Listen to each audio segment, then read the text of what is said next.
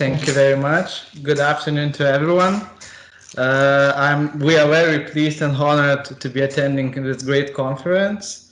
And as Vesna tell, we are going to introduce our topic about two-tier system of orders and judgments in Lithuania. The main topics which we want to discuss today are the requirements for court order and court judgment in the Lithuania, as well as we have in Lithuania the requirements for the quality of court decisions, which are governed by the standards of the Judicial Council. And in the end, we would like to introduce the nature of an executive order in Lithuania and why the court order is an enforceable document and why a court judgment is not an enforceable document itself, and it is a need to issue an executive order. And as well as we will introduce the peculiarities of enforcement of some specific decisions in Lithuania. So the court order, as you see, is an enforceable judicial document for the recovery of sums arising of, in general, any civil legal relationship. And is like an European order of payment. It's similar. And in Lithuania, we have some conditions when the court order cannot be issued, and those 6 conditions are in the slide. And the main interesting conditions is that the court order cannot be issued when the debtor resides abroad and is domiciled abroad, and then the residence or workplace of debtor is unknown. This is because the enforcement of court order depends on the will of debtor, because the court order enters into force if the debtor does not object against the creditor's claim. Requirements for court judgments in Lithuania are regulated in several documents or several types. First of all, the formal content requirements are set in the Civil Code of Civil Procedure of Republic of Lithuania. And as I mentioned before, we have recommended quality standards adopted by the resolution of the Judicial Council. These standards are only recommended and they are not binding, but the courts of Lithuania use them, and they use them a lot. But it's a soft law document, it's not mandatory, but in the judicial practice we can see that courts usually follow these requirements, and we will present them in the further slides. Yes, and as well as we also have some requirements established in the case law of Republic of Lithuania. So what is the judgment? A judgment is a final judicial act rendered in the case as a single act of application of law. And the Code of Civil Procedure says that the judgment has to consist of 4 main parts, and each of the part I will discuss in each slide. So first of all, the introductory part of a judgment. As you see, the Code of Civil Procedure specifies differences between first instance court introductory part and the introductory part of the appeal court of Lithuania. So those requirements are a little bit similar, but the Court of Appeal judgment has specified the appellant, the appeal court judgment, and the parties and other parties of this proceeding and subject matter of the this descriptive part of a judgment. In first instance, courts only must contain a summary of the parties' claims and arguments, and that's all what the court should write in the descriptive part. But in descriptive part of judgments or rulings of appeal instance courts, we have to briefly summarize the sense of the appeal judgment, the grounds of appeal and arguments of other parties, and also as well as the contribution to the appeal. Reasoning part of the judgment is the most important part of the judgment, and as well as the requirements for first instance court and the requirement for appeal instance court differ. And you see here what are the requirements for judgments for a first instance courts and for an appeal instance court. Operative part of the judgment. Operative part of the judgment in first instance must contain a court conclusion to satisfy the claim or counterclaim in full or in part. In cases provided by law, it must contain the amount of interest awarded to the one of the parties, an indication of litigation costs, as well as court conclusions on other issues resolved by the decisions which are important for the parties. The operative part of the judgment or ruling of an appellate instance court must state only the decision of the Court of Appeal.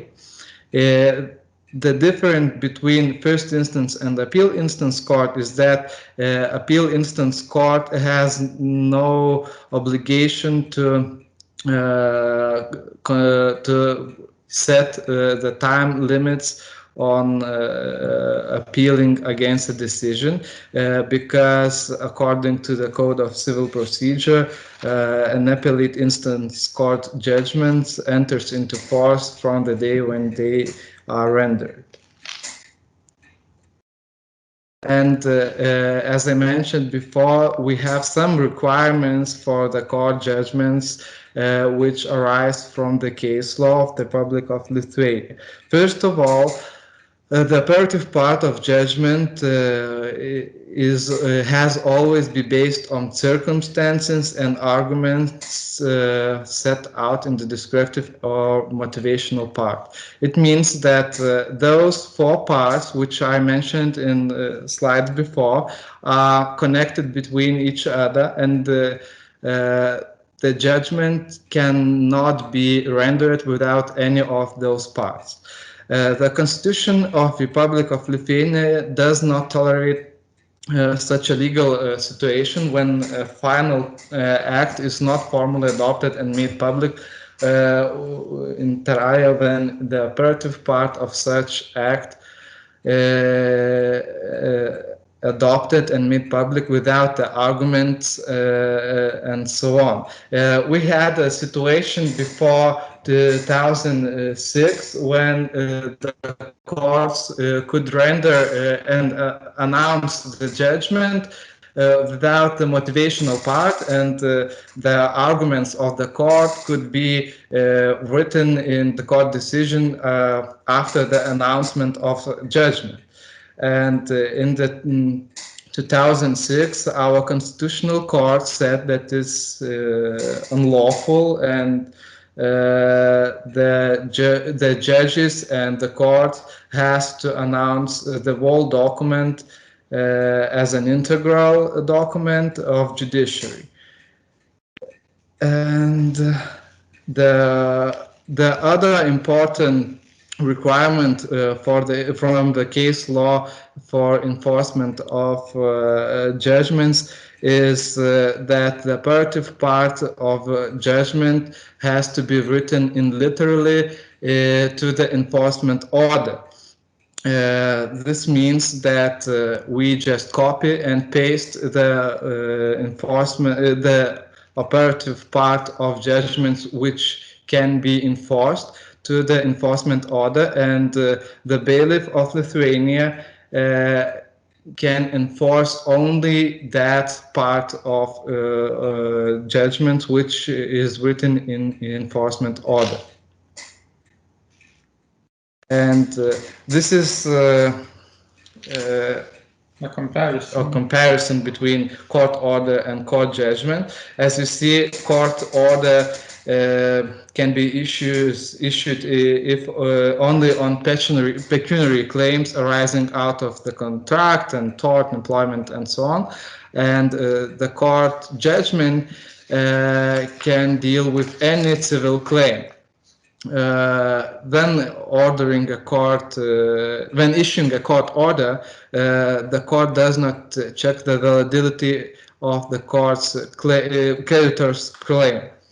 It only has to check if the claim is not in the list of those exceptions which are set in the slides before.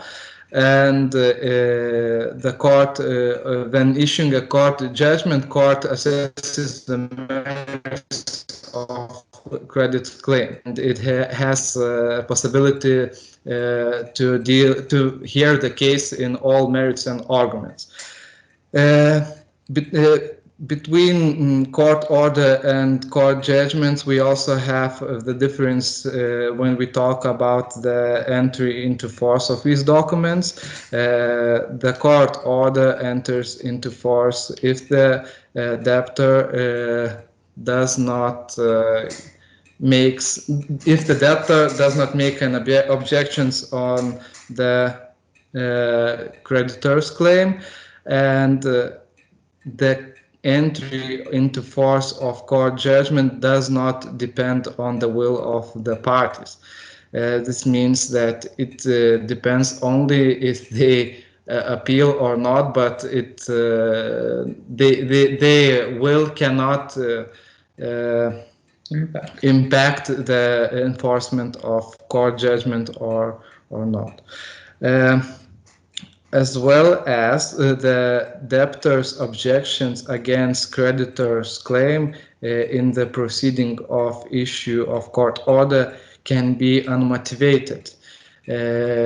This means that debtor can only say that he has no obligation to pay for the creditor, and then the court has to abolish his court order, and after that the creditor can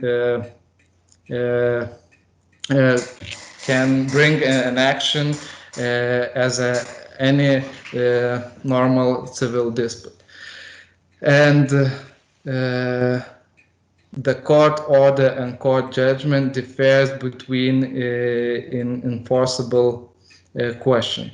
As you see, court order is an enforceable document as is itself, and the other separate enforcement order is not issued in this proceeding, and the court judgment is not an enforceable document itself, and if the claimant or creditor wants to enforce the court judgment, he has to receive from the court order.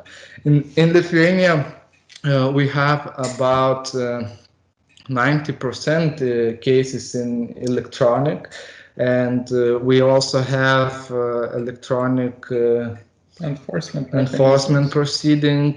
So when we make a judgment in electronic form, the court order is also issued in electronic form, and the creditor can send by email the court order to the bailiff, and the bailiff starts the enforcement proceeding. All right, so there are a couple of other things that we would like to mention in our slides. I think for the sake of time, I will not repeat the quality requirements. As you can see, there are 7 quality requirements which are set out in those standards adopted by the Council of Judges of Lithuania, and my colleague has already introduced these standards. Basically, they follow the requirements set out by the European Court on Human Rights, regarding Article 6, which requires the right to a fair trial, and this leads to the requirement that all judgments must be well reasoned and clear and understandable. So I think I will not spend much time on this. I would like to tell a bit more about the nature of an executive order in Lithuania, because as my colleague has already said, the peculiarity of our enforcement system is that court judgments are not an enforceable documents themselves. An enforcement order, an executive order, must be received always by the winning party of the case if she or he wants to enforce the judgment. And a very strong rule and very important rule in our enforcement legal system is that an executive order is a mandatory document for legitimate enforcement proceedings, because the bailiff can start enforcement actions and apply coercive measures only when an executive order is submitted to the bailiff. The peculiarity of the enforcement order, as my colleague has already said as well, is that it's a copy-paste of the operative part of the judgment, and it's a very strict rule. There can be no changes in that. So it means what is written in the operative part of the judgment must be copy-pasted basically to the executive order, which is issued by the first instance court. Another thing is that in Lithuania, and I think in other countries as well, we have to make a distinction between judgments which require enforcement procedures and which have legal effects without no coercive measures. So an executive order can be issued for the judgments which require some coercive measures if the losing party is not willing to enforce the judgment. Yeah, and I think now I will conclude our presentation with some peculiarities of enforcement of some decisions. Sometimes the problem is that due to some changes in general, there may be a requirement to change an enforcement order which is set out in the court judgment. So we have a legal provision in our Code of Civil Procedure which may allow the parties of the case to apply to the court and to demand to change the enforcement order. Yeah, yeah, sorry for taking too much time. So basically that's the end of our presentation. This is the last slide, so I think this is everything what we wanted to present to you.